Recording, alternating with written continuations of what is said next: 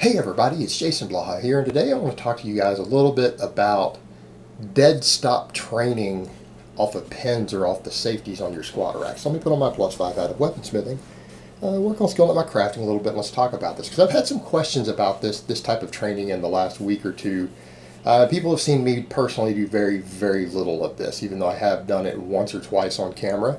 What I want to say with this, because this does come up, because there are a few YouTubers who've kind of promoted it, and truth be told, I'd rather see that be promoted than a bunch of machines and fluff and pump.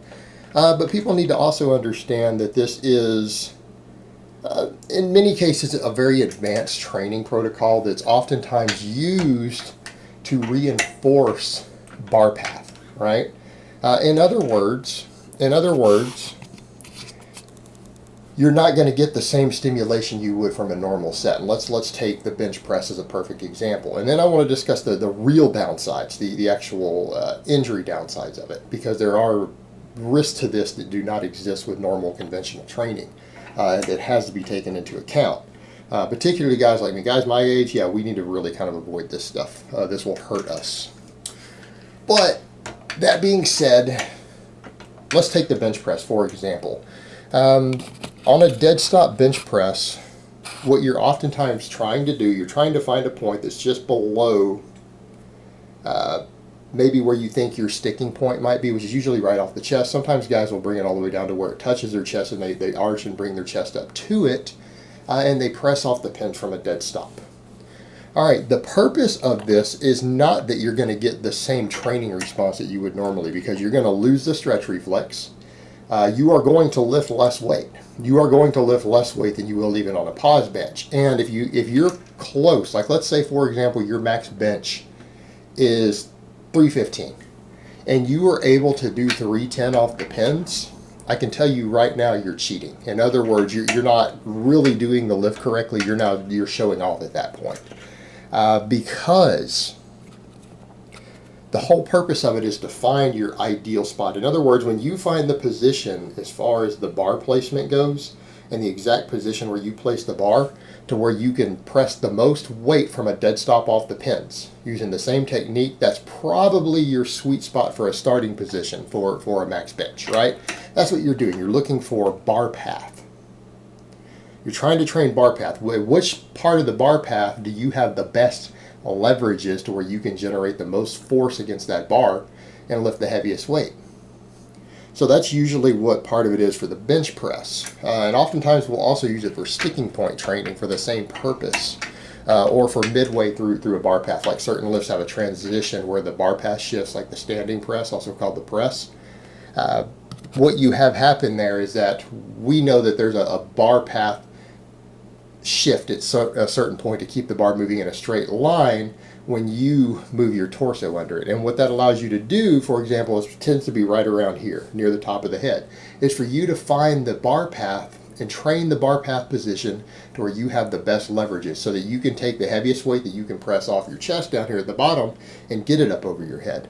There is a technique side to that on the press, not just raw strength. And it doesn't matter how strong you are. You might lose 30 pounds off of what you're capable of pressing with good speed off the chest if you don't find that right groove. And so it's a training tool for that. Same with the bench press. Now what I will say there, if you can get really, really close, like if you can get within 10 pounds of your actual real max on a pause bench off the pins, what does that tell you? Because you shouldn't be able to do that. It tells you you're cheating. What you will see some people do, instead of using this as a tool that it's meant to do, they use it as a tool maybe to demonstrate strength instead of building strength. And what can happen there is that you can get into the position to where you focus upon the performance so much, and the rules you've put in place is to press it off of a pin to where people will heave their body under it. In other words, if it's not the pins, it's not set in a position to where it's hard against your chest or you arch a lot, you are able to basically arch into it and get the weight started. So in other words, if you can bench 315 and you do this and you can get to 310 off the pins, I almost guarantee you're basically heaving your body into it. You're not actually pressing from a dead stop. You're finding a way to use momentum from your body to bump the weight to get it going. right? And a lot of that has to do with, can you pull yourself under the bar, and at the last moment, can you drive yourself up a little bit? right? And you watch different people do this, and you'll see some people do that, and you'll notice that they're very, very close to their normal training maxes doing that. Whereas in what you will oftentimes see is that, like if you see guys who are 500-pound benchers doing it, some of them will struggle to even break 450 or 400. 400 might be, or 415 might end up being their best pin press, right? They lose tremendous amounts of weight off of it if they're actually having to do it from a dead stop. And that's one of the big differences that you have to think about here. And it would be used on things like the squat to oftentimes, again, learn to train tightness out of the bottom.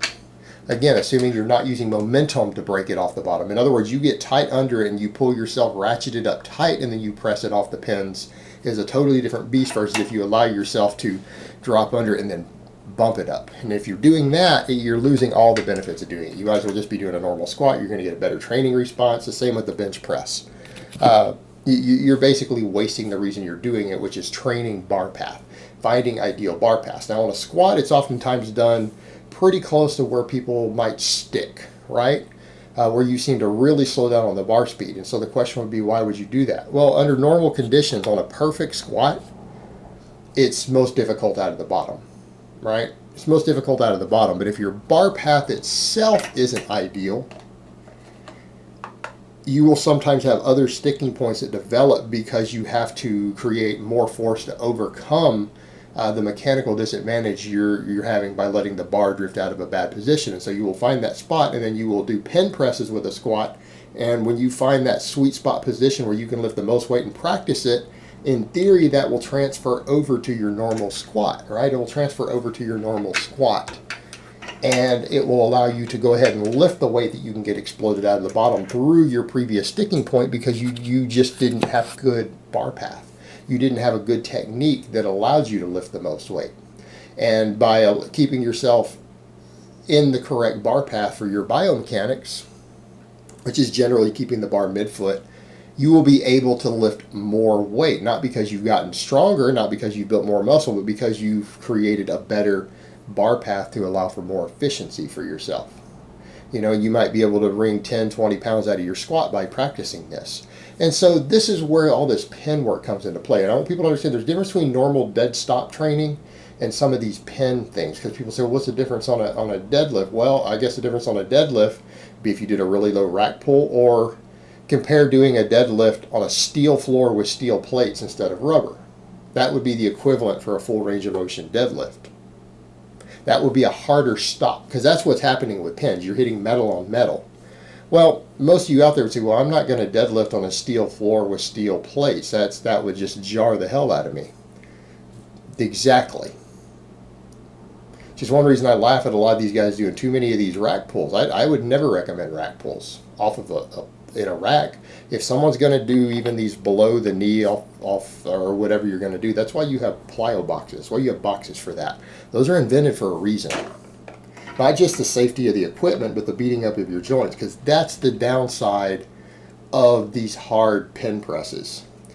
It's fine if you're doing just the concentric rep, right? You're starting off the pins, you're doing one rep, racking it, and then resetting the bar and reloading it back down for the next rep, right? If you're older and you want to utilize this, you're probably how you're going to have to train. You're not going to be able to do the eccentrics. It's the eccentric reps to where the bar hits metal that beats your joints up. It can absolutely beat your joints up, and that's the biggest downside to this. Is that number one, yeah, it can be useful and you can get some good muscle fiber recruitment, but any exercise that has a stretch reflex, you will lose that stretch reflex. And which is fine. I'm big on dead stop training on pauses, on soft pauses. You know, soft pauses. Touch the bar to your chest on the press. Touch the bar to your chest on the bench press. Row off the floor on every rep on rubber mats. Full stop on the deadlift. I even like training pause squats. But there's a difference between doing that with it's basically a soft touch versus metal hitting metal at the bottom of each eccentric. That will beat your joints up. And powerlifters have learned this over the years. And that's why you will see in most powerlifting circles and strength training circles, you will find this sort of pin work used very, very sparingly. And it's because they've learned that it beats your joints up. And even guys who've trained for accommodating resistance have found other methods to create that different partial and strength curve that don't involve beating you up. That's why chains and bands were invented. That's why board presses were invented. There's a difference between hitting that wooden board, that soft board, versus hitting steel pins to create the same sort of situation. In fact, if equipped powerlifters learned very, very quickly, they were out of the game very fast if they did their partial work off pins. It was just too hard on their elbows and wrists and everything else, and it just beats your joints all to hell to do too much of it, because those guys have to do tons of partials and accommodating resistance for their specific sport, because they're going to bench in a shirt, right? Totally different strength curve. But they find that it beat them up too much to do it. And so therefore that's why a lot of these other devices and setups were invented, to create a different strength curve or to create a partial or accommodating resistance and everything else, because it doesn't destroy your joints the way that pin work does. Pin work will beat you up. So again, it's one of those things that if you're going to use it for the right reason, because you're going to have to use it sparingly. And when you're younger, if you're 21, 22, you can probably get away with 3 or 4 times as much of this as you will be able to get away with in another 10 years. You hit 30, you get into your 30s and you start trying to do this stuff, you will want to stop training real quick, because you're going to be hurting every day when you wake up. And it's because it just beats your joints all to hell. That's the downside, the biggest downside. Alright guys, but that's really all I have to say on that today. I hope it's been informative, and I will talk to you guys next time.